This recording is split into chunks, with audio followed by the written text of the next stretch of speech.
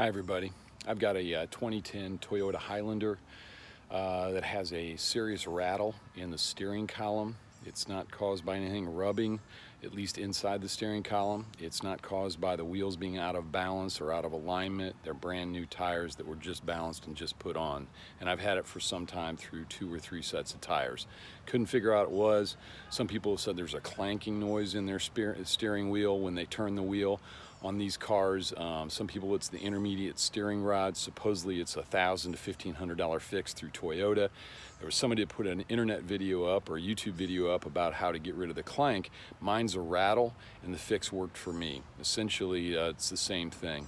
Go and buy an over-the-counter hypodermic needle. This is I think it's a 1 ml with as small a shaft as you can get as far as the needle's concerned. Bend it at about a 30-degree angle, and then use something like a lightweight, light viscosity 3-in-1 oil worked for me. Essentially, you're going to basically inject that up inside the boot underneath the dash. Spin around, you're going to be able to see that right above the gas pedal, in between the brake and the gas pedal. That's the shaft right there, and you can see where I have the hypodermic needle right there. Inject around.